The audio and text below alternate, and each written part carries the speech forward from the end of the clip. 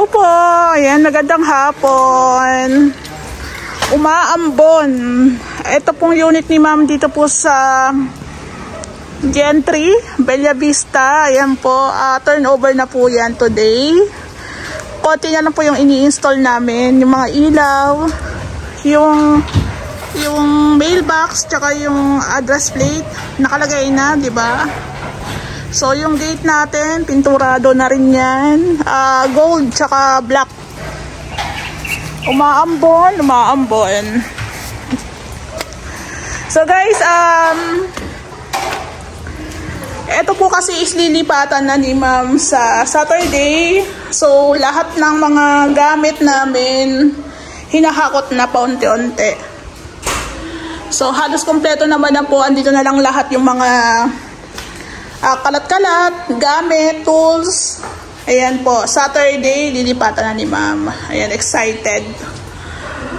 So guys, ito yung unit nila dito sa Gentry na mahaba, malaki yung unit. Parang yung garage area ni ma'am, parang sa Lumina. Ang unit sa Lumina, napaka-aliit lang. Kumpara dito, di ba, napaka-haba, garahe pa lang.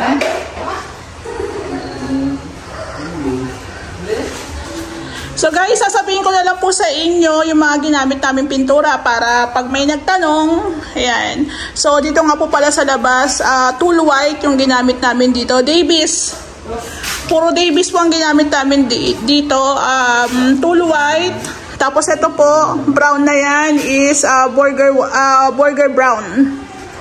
Ayan. So yung mga kornisa dito, tool white team po yan. Tapos naka PVC panels tayo dito. Then, meron tayong pin lights.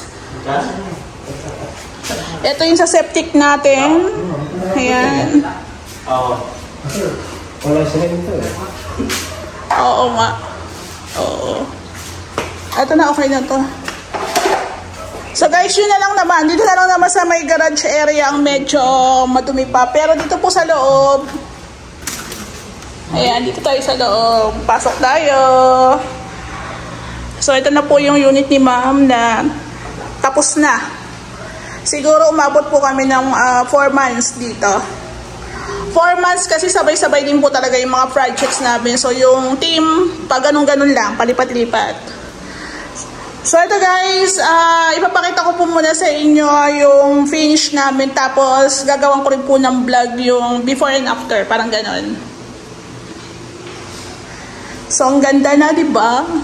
Actually, yung pinaka-ceiling nito, mababa lang, pero tingnan nyo naman, nagawa ng paraan. Kasi tingnan nyo yung pinto, diba? Tapos konti niya lang yung gap. So, goods naman siya.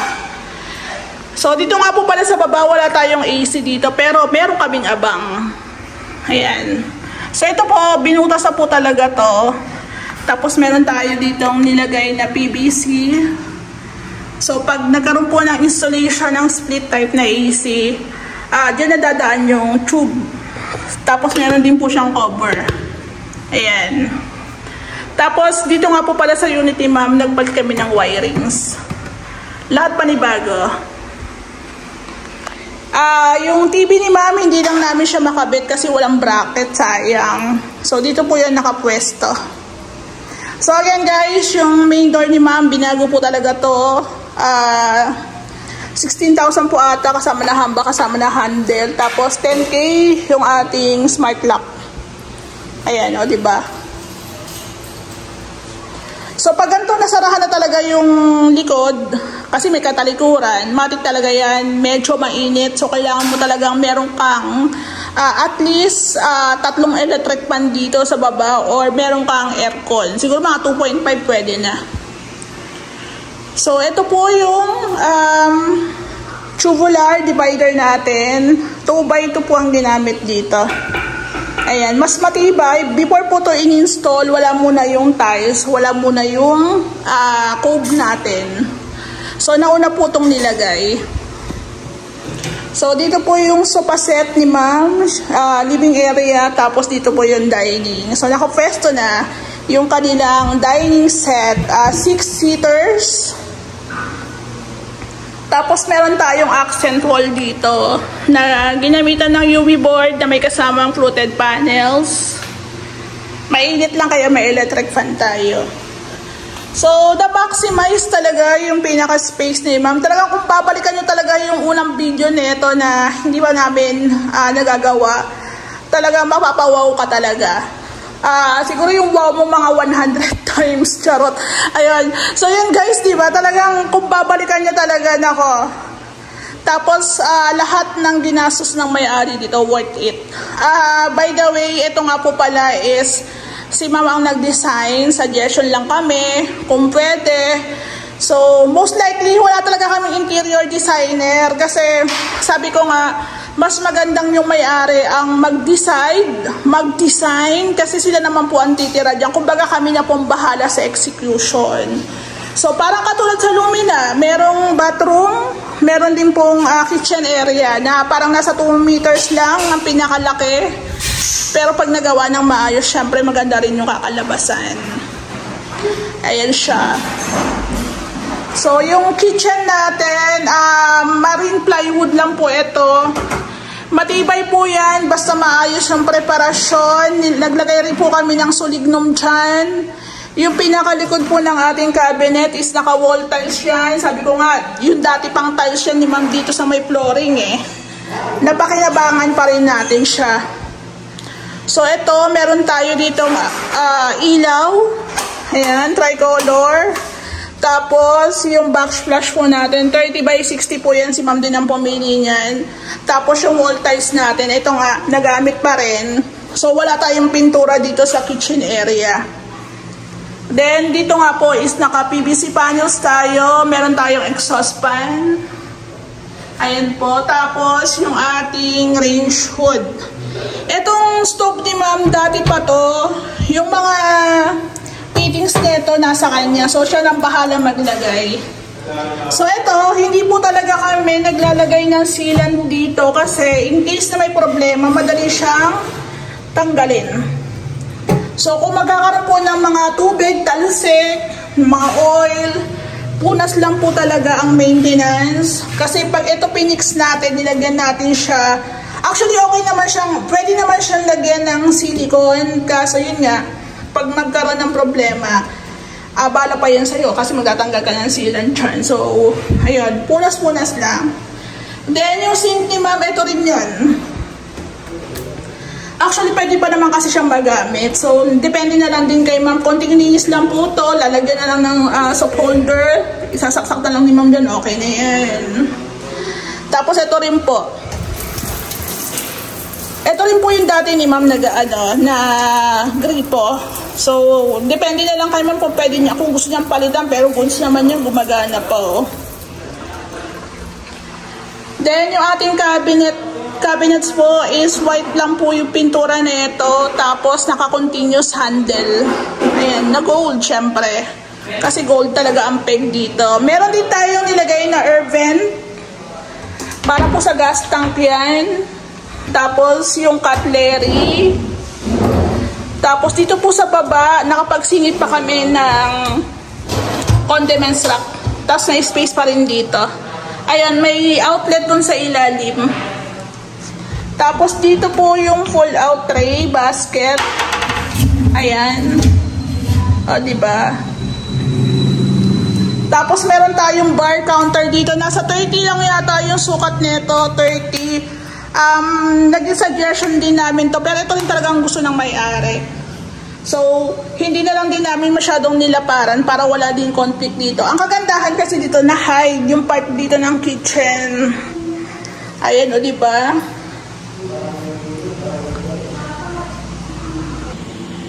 So, ito naman po yung bathroom ni ma'am. So, naging suggestion ko na lang din kay ma'am na magpakabit na lang o magpa-install ng aluminum. Ayan. So, mas maganda kasi yung ganito pala. Kasi yung pinaka wall natin, nata-tiles. Naka-tiles tapos ito nga o, kakabitan natin siya ng aluminum. Ayan o. So, sa aluminum si ma'am po ang pumili ng design niya. Tapos ito po yung bathroom ni ma'am. Yung brown na to,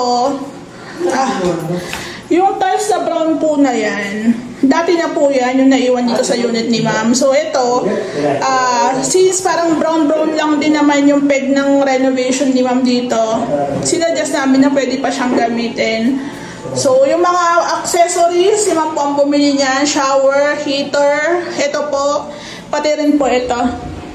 So ang ginamit po sa wall is 60 by 60, accent 60 by 60, ang floor tiles is 60 by 60. Pinalitan po yung toilet bowl. Ayan, buksan natin. 2050 ang GB brand. Ayan. Ayan po siya. O, diba? All goods. Tapos, andito kasi yung ano ni ma'am, yung map. Ito nga po pala set yan. Lavatory with cabinet na yan, tapos with mirror na. So pwede naman po kayong bumili ng ganyan. Ayan po. Tapos meron tayong towel rack. Tapos meron tayong tissue holder. Ayan. So napakasimple lang ng renovation, basta nagawa ng maayos, kahit hindi nagtutugma-tugma yung kulay, pero ba nagawa ng maayos, maganda kakalabasan. So, dito po is naka-PVC panels tayo, tapos meron din tayong exhaust fan. Ayan po.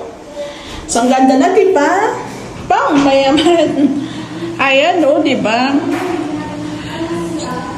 So, yung TV area ni ma'am doon, hindi lang namin siya na-install gawa ng wala yung bracket. So, bali guys, ito naman po yung staircase ni ma'am. Yung staircase ni ma'am dati, actually, ano to buhos, semento talaga siya. Pero, wala po siyang grills. Tapos, wala rin siyang tiles. So, ito po, nilagyan namin siya ng tiles, 20 by 100. Pati po yung pinaka-riser, naka-tiles din po yan. Tapos, pinagawan po ng grills. Ayan, gabay. So, dito po sa taas, 3 kwarto po. Napakalawak ng unit ni ma'am sa totoo lang. Ayan, no? 3 kwarto po ito. Ayan po. Ang kulay naman po dito is bridal white, tsaka gold. Ayan. Sa dulo ng kwarto po, room po ito ng anak niya. Ayan, malawak talaga siya, guys. Ayan, no? May abang na rin po ng AC, mga saksakan. 60 by 60 na tiles ang ginamit. Naka-PVC panels din po yan. Ayan yung ilaw, o, diba? Tapos molded door. Ayan, diba? Dito po sa gitna na kwarto, sa guest room po ito. Guest room. Ayan siya, o. So, kung mapapansin nyo, napakataas ng ceiling, which is maganda yan kasi hindi masyadong mainit.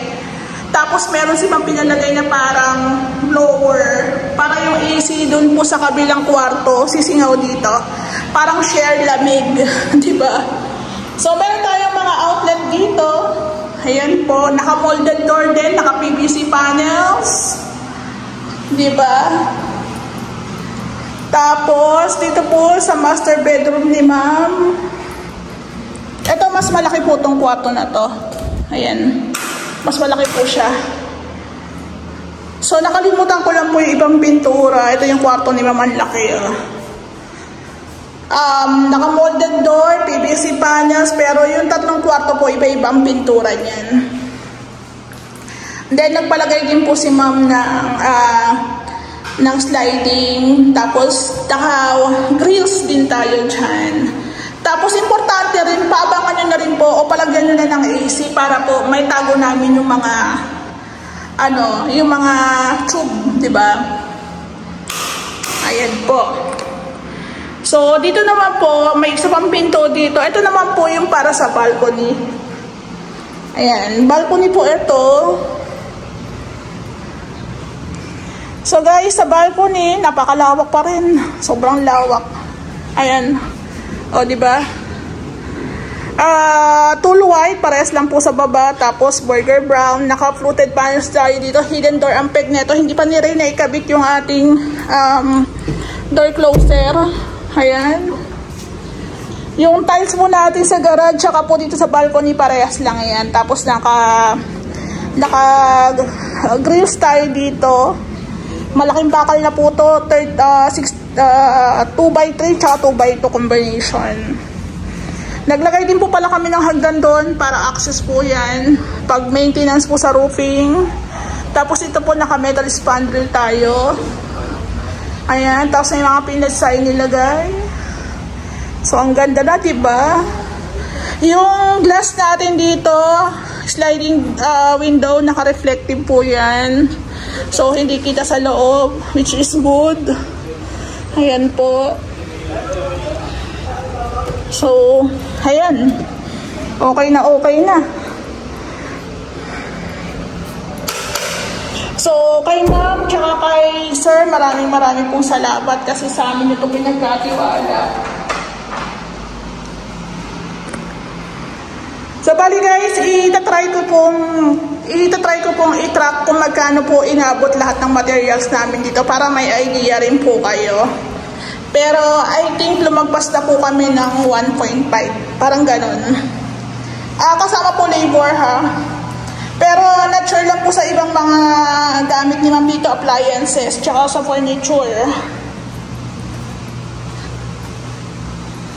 So maraming salamat din po pala sa team, sa buong team ng Ray House Makeover kasi natapos po namin ng maayos. At the same time, maayos din kaming magkakasama na nag-umpisa at saka magtatapos. Ayan po. So kay ma'am tsaka kay sir, maraming pong salamat. Congratulations! Pang mayaman!